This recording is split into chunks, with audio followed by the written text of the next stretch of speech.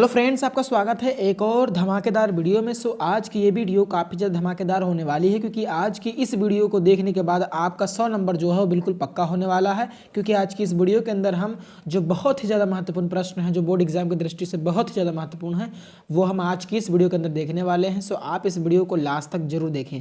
इसमें मैंने उन्हीं प्रश्नों को लिया है जो बोर्ड एग्जाम की दृष्टि से काफ़ी ज़्यादा महत्वपूर्ण है। सो आपको बोर्ड एग्जाम से पहले इन सारे क्वेश्चन को अच्छे तरीके से तैयार कर लेना है। तो चलिए सीधे अब हम इस वीडियो को स्टार्ट करते हैं और जो बहुत ही ज़्यादा महत्वपूर्ण प्रश्न हैं उनको एक एक करके देखते हैं। तो सबसे पहला जो प्रश्न है जो कि बहुत ही ज़्यादा महत्वपूर्ण है वो ये है गद्यांश पर आधारित प्रश्न। तो ये प्रश्न बोर्ड एग्जाम में कुल 10 नंबर का पूछा जाएगा। तो अब मैं आपको बताता हूँ कि इसमें आपको कौन कौन सा तैयार कर लेना है जो कि बहुत ही ज़्यादा महत्वपूर्ण है बोर्ड एग्जाम की दृष्टि से।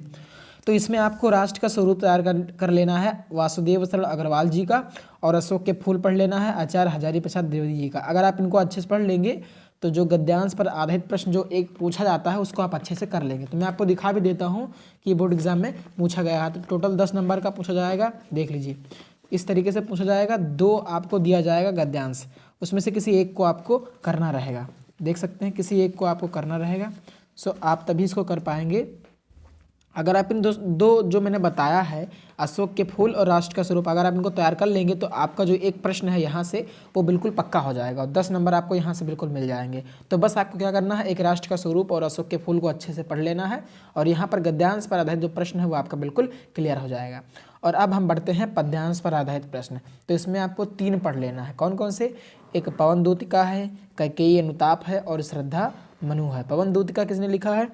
अयोध्या सिंह उपाध्याय हरिओत जी की है, इसको आपको देख लेना है। और कैकेयी अनुताप को आपको देख लेना है, मैथिली शरण गुप्त जी की है। और श्रद्धा मनु, अगर आप इन 3 को तैयार कर लेंगे अच्छे से तो पद्यांश पर आधारित प्रश्न जो आता है 10 नंबर का वो बिल्कुल क्लियर हो जाएगा।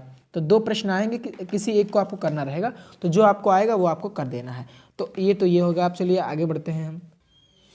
और अगला प्रश्न जो कि पूछा जाता है वो ये है कि किसी लेखक का क्या है, एक लेखक का जो है वो साहित्यिक परिचय दीजिए। मैं आपको दिखा देता हूँ, ये प्रश्न भी बोर्ड एग्जाम में इस तरीके से पूछा जाता है। तो मैं अब आपको बताता हूँ कि इसमें आपको कौन कौन सा तैयार करना है। आप देख सकते हैं इसमें लिखा हुआ है कि निम्नलिखित में से किसी एक लेखक का साहित्यिक परिचय देते हुए उनकी कृतियों का उल्लेख कीजिए। तो कुल 3+2 यानी 5 नंबर का, 3 नंबर का आपका साहित्यिक परिचय रहेगा, 2 नंबर में आपका कृतियाँ रहेंगी। तो कोई एक आपको इसमें लिखना रहता है। तो अब मैं बताता हूँ कि आपको साहित्यिक यानी लेखक के साहित्यिक परिचय में आपको कौन कौन सा तैयार करना है। चलिए इसको भी देख लेते हैं।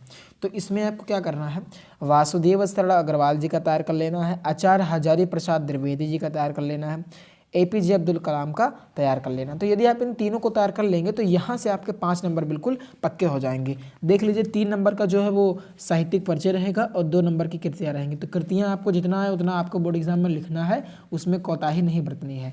और जीवन साहित्यिक परिचय तो आपको अच्छे से लिखना ही है। तो इस तरीके से यदि आप इन तीनों को तैयार कर लेंगे, वासुदेव शरण अग्रवाल, आचार्य हजारी प्रसाद द्विवेदी और APJ अब्दुल कलाम। आप अगर APJ अब्दुल कलाम को नहीं भी तैयार करेंगे तब भी चलेगा, लेकिन आपको इन दोनों को अच्छे से तैयार करना है, एक वासुदेव शरण अग्रवाल और आचार्य हजारी प्रसाद द्विवेदी जी। तो ये इन लेखक का जो जीवन परिचय है बहुत ही ज़्यादा महत्वपूर्ण है बोर्ड एग्जाम की दृष्टि से, साहित्यिक परिचय तो आपको तैयार कर लेना है। अब वही हम चौथी बात करें तो एक आता है कवि का साहित्यिक परिचय। आप देख सकते हैं लिखा हुआ निम्नलिखित में से किसी एक कवि का साहित्यिक परिचय देते हुए उनकी प्रमुख कृतियों का उल्लेख कीजिए। देख लीजिए शब्द सीमा 80 है, मैथिली शरण गुप्त हो गया, सुमितन, ये पूछा तो किसी एक को आपको करना है। तो इसमें कौन कौन सा अति महत्वपूर्ण है, तो इसमें आपको जयशंकर प्रसाद जी का तैयार कर लेना है, महादेवी वर्मा जी का तैयार कर लेना है और सुमित्रा नंदन पंत जी का तैयार कर लेना है। अगर आप इनको अच्छे से तैयार कर लेंगे तो यहाँ से आपके 5 नंबर बिल्कुल पक्के हो जाएंगे। 3 नंबर में जो है वो इनका साहित्यिक परिचय पूछा जाएगा और 2 नंबर में इनकी कृतियाँ रहेंगी। तो 3+2 चलता है, इन 3 नंबर में साहित्यिक परिचय और 2 नंबर में कृतियाँ। तो आपको साहित्यिक परिचय अच्छे से तो लिखना है, साथ में कृतियों को भी अच्छे से लिखना है। तो इस तरीके से ये होगा। अब हम बढ़ते हैं 5वां नंबर पाता है कहानी। अब देखते हैं इसमें प्रश्न किस तरीके से पूछता है। अब देख सकते हैं ये आता है 5 नंबर में कि पंचलाइट अथवा बहादुर कहानी का सारांश लिखिए, ध्रुव यात्रा अथवा लाटी कहानी के उद्देश्य पर प्रकाश डालिए, शब्द सीमा 80 है। तो क्या इसमें पूछता क्या है, कहानी में क्या पूछा जाएगा आपको, इसमें दो चीज़ें पूछी जाती हैं। पहला तो कहता है कहानी का सारांश बताइए, दूसरा तो कहता है उद्देश्य बताइए।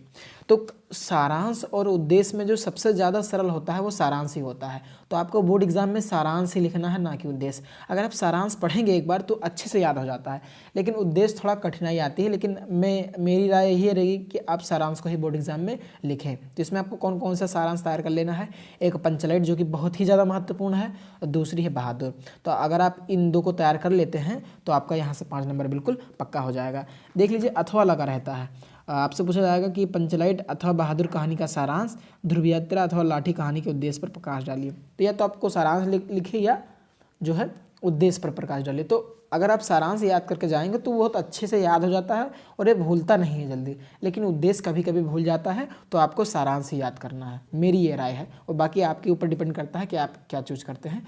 तो जैसा भी आपको लगेगा आपको करना है। तो ये हो गया पंचलाइट और बहादुर, काफ़ी ज़्यादा महत्वपूर्ण है बोर्ड एग्जाम की दृष्टि से, तो उसको आपको तैयार कर लेना। अगला जो आता है वो आता है खंड काव्य। तो खंड काव्य भी बोर्ड एग्जाम की दृष्टि से काफ़ी ज़्यादा महत्वपूर्ण है। खंड काव्य क्या होता है? डिस्ट्रिक्ट वाइज होता है, यानी हर एक डिस्ट्रिक्ट का जो है वो अलग अलग होता है। आप देख सकते हैं आता है कि स्वपठित खंड काव्य के आधार पर किसी एक खंड के एक प्रश्न का उत्तर दीजिए, शब्द सीमा 80 रहनी चाहिए। त्यागपति, तो ये क्या होता है? सब डिस्ट्रिक्ट वाइज होता है, यानी हर एक डिस्ट्रिक्ट का ये जो होता है वो अलग अलग होता है। तो इसको आपको देख लेना है। चलिए, तो ये डिस्ट्रिक्ट वाइज होता है, तो आपको तैयार कर लेना है इसको, अपने डिस्ट्रिक्ट में जो है वो देखकर इसको तैयार कर लेना है। फिर अगले नंबर पर आता है रस, छंद, अलंकार। ये दो नंबर के आते हैं। मैं आपको दिखा देता हूँ कि किस तरीके से प्रश्न पूछा जाता है बोर्ड एग्जाम में। तो आपको इसको मतलब कौन कौन सा तैयार करना हो तो मैं बता ही रहा हूँ आपको, लेकिन मैं दिखा रहा हूँ किस तरीके से प्रश्न पूछा जाता है बोर्ड एग्जाम में। आप देख सकते हैं कि पूछा है वीर अथवा करुण रस के लक्षण एवं उदाहरण लिखिए। 1+1 यानी 2 नंबर का, 1 नंबर का लक्षण और 1 नंबर का उदाहरण। दूसरा है यमक अथवा श्लेष अलंकार के लक्षण एवं उदाहरण लिखिए, ये भी 2 नंबर का है। और तीसरा जो है चौपाई अथवा सोठा छंद के लक्षण एवं उदाहरण लिखिए, ये भी 2 नंबर का है। तो 1+1 यानी एक नंबर लक्षण का, 1 नंबर उदाहरण का। तो एक आता है रस, छंद और अलंकार। तो इसमें कौन कौन सा बहुत ही ज़्यादा महत्वपूर्ण है? तो इसमें आपको तैयार कर लेना है। रस में हास्य रस है, करुण रस है, वीर रस है। और अलंकार में श्लेष अलंकार है, यमक अलंकार है, उपमा अलंकार है और रूपक अलंकार है। और छंद में आपको कौन सा तैयार करना है? छंद में आपको दोहा हो गया, सोठा हो गया और चौपाई हो गया। तो अगर आप ये सब तैयार कर लेंगे तो यहाँ से आपके 6 नंबर जो है बिल्कुल पक्के हो जाएंगे। तो बस आपको क्या करना है? बस इन्हीं चीज़ों को जो है वो पढ़ लेना है, बाकी आपको कुछ नहीं पढ़ना है। तो ये हो गया दोहा, सोठा, चौपाई आपको तैयार कर लेंगे। तो ये छंद हो गया आपका, ये हो गया आपका अलंकार और ये हो गया आपका रस। तो इस तरीके से। तो अब चलते हैं हम 8वें प्रश्न की ओर, जो कि बहुत ही ज़्यादा महत्वपूर्ण है। वो ये है कि महत्वपूर्ण निबंध। तो इसमें आपको कौन कौन सा तैयार करना है? चलिए, मैं वो तो लिखा ही हुआ, लेकिन मैं आपको दिखा देता हूँ कि ये जो है आप देख सकते हैं यहाँ पर, ये 9 नंबर में ये प्रश्न जो है बोर्ड एग्जाम में पूछा जाएगा कि निम्नलिखित विषयों में से किसी एक पर निबंध लिखिए। स्वच्छता अभियान, सचदेव जन कल्याण, 9 नंबर में पूछा जाएगा। तो ये काफ़ी ज़्यादा महत्वपूर्ण बोर्ड एग्जाम की दृष्टि से। तो इसमें कौन कौन सा आपको तैयार करना है? तो इसमें हो गया आपका पर्यावरण प्रदूषण, सचदेव समस्या और समाधान, यानी कौन कौन से पर्यावरण प्रदूषण है, जैसे कि वायु प्रदूषण हो गया, ध्वनि प्रदूषण हो गया, जल प्रदूषण हो गया। तो ये बहुत ही ज़्यादा, इसको मैंने पहले नंबर पर लिखा क्योंकि ये बहुत ही ज़्यादा महत्वपूर्ण है। ये तो बोर्ड एग्जाम में पूछा ही जाता है, ये आपको एक तो बिल्कुल मिलेगा ही मिलेगा। तो एक पर्यावरण प्रदूषण हो गया। और दूसरे नंबर पर आता है कि भारत में जनसंख्या वृद्धि की समस्या। आप जान रहे हैं कि किस तरीके से जनसंख्या जो बढ़ रही है। तो ये जो टॉपिक है ये भी बहुत ही ज़्यादा महत्वपूर्ण है इस बार के बोर्ड एग्जाम के लिए। तो ये आपको तैयार कर लेना है। और तीसरा आता है मेरा प्रिय कवि। मैंने तुलसीदास लिख दिया, लेकिन कोई भी आ सकता है। ऐसे आएगा प्रश्न, देखिए कि मेरा प्रिय कवि पर निबंध जो है निबंध लिखिए। तो आपका जो प्रिय हो, जो भी जिस पर भी आप चाहें वो लिख सकते हैं, कोई तुलसीदास कोई शर्त नहीं है। तो मैं ये कहना चाहता हूँ। तो आपको ये मेरा प्रिय कवि पर तैयार कर लेना है। और फिर चौथा है आतंकवाद। आतंकवाद जो है समस्या एवं समाधान, ये भी बहुत ही ज़्यादा महत्वपूर्ण है बोर्ड एग्जाम की दृष्टि से। और 5वां है भारत में बेरोजगारी की समस्या। तो इसको भी आपको तैयार कर लेना है। तो वीडियो अगर आपको पसंद आ रहा हो तो वीडियो को आप लाइक कर सकते हैं और चैनल को सब्सक्राइब भी कर सकते हैं। अब चलिए हम आगे बढ़ते हैं। अगले नंबर पर यह आता है कि पत्र लेखन लिखिए, जो बहुत ही ज़्यादा महत्वपूर्ण है। तो सबसे महत्वपूर्ण पत्र लेखन कौन सा है कि किसी इंटरमीडिएट कॉलेज के प्रधानाचार्य प्रबंधक महोदय को लिपिक पद पर नियुक्ति हेतु एक प्रार्थना पत्र लिखिए। ये काफ़ी ज़्यादा महत्वपूर्ण है। आप देख सकते हैं कि ये कितना ज़्यादा महत्वपूर्ण है। 2012 में आया, 13 में आया, 14 में आया, 15, 17, 18, 19, 20 और 22 में बोर्ड एग्जाम में पूछा गया है। तो देख लीजिए, ये एक निबंध, एक जो है वो पत्र लेखन आता है लिखने के लिए, कुल 6 नंबर का रहता है। देख लीजिए 2 + 4 6 नंबर का रहता है। तो इसमें कौन कौन से बहुत ज़्यादा इंपॉर्टेंट देख लीजिए यहाँ पे। तो एक तो ये हो गया कि किसी इंटरमीडिएट कॉलेज के प्रधानाचार्य अथवा प्रबंधक महोदय को लिपिक पद पर नियुक्ति हेतु एक प्रार्थना पत्र लिखिए। काफ़ी ज़्यादा बार एक बोर्ड एग्जाम पूछा गया, आप देख सकते हैं। तो एक तो ये हो गया बहुत ही ज़्यादा महत्वपूर्ण। और दूसरा एक ये है कि कोई भी व्यवसाय करने हैं तो बैंक के शाखा प्रबंधक को एक पत्र लिखिए। कोई भी व्यवसाय हो सकता है, जैसे मैं आपको नीचे एग्जाम्पल के थ्रू समझा रहा हूँ कैसे। 2012, 13, 14, 15, 17, 18, 19, 20 और 22 में पूछा गया है, काफ़ी ज़्यादा महत्वपूर्ण है। जैसे कि एग्जाम्पल के थ्रू मैं समझाना चाहूँ तो अपना कुटीर उद्योग प्रारंभ करने हेतु किसी बैंक के शाखा प्रबंधक को ऋण प्रदान करने हेतु एक आवेदन पत्र लिखिए। कहने का मतलब ये है यहाँ पर व्यवसाय जो है वो कुछ भी हो सकता है, कोई जरूरी नहीं कि कुटीर उद्योग ही हो, कुछ भी हो सकता है व्यवसाय। तो मेन चीज़ है यहाँ मैंने हेडलाइन कर दिया, कोई भी व्यवसाय पर पूछ सकता है, बस विषय अलग हो जाएगा वहाँ पे, बस आपको ये करना है। तो एक तो ये हो गया जो कि बहुत ही ज़्यादा महत्वपूर्ण था। अब हम बढ़ते हैं आगे। और सबसे लास्ट जो कि बहुत ही ज़्यादा महत्वपूर्ण है वो ये है कि अपने मोहल्ले में फैली गंदगी की सफाई कराने हेतु नगर पालिका अध्यक्ष को एक शिकायती पत्र लिखिए। तो ये थे बहुत ही ज़्यादा महत्वपूर्ण प्रश्न, तो आपको इसको जो है वो तैयार कर लेना है। ये भी बहुत ही ज़्यादा महत्वपूर्ण निबंध है, सॉरी पत्र लेखन। आप देख सकते हैं कितनी बार पूछा गया, 2012, 13, 14, 15, 17, 18, 20 और 22 में पूछा गया है। तो काफ़ी ज़्यादा महत्वपूर्ण है इस बार के बोर्ड एग्जाम के लिए। सो जो मैंने इन सारे टॉपिक्स को बताया, तो इन सारे टॉपिक्स को आपको अच्छे तैयार कर लेना है। यदि आप इसका सोल्यूशन चाहते हैं तो कमेंट बॉक्स में कमेंट करें, हम इसका सोल्यूशन भी आपको प्रोवाइड करा देंगे।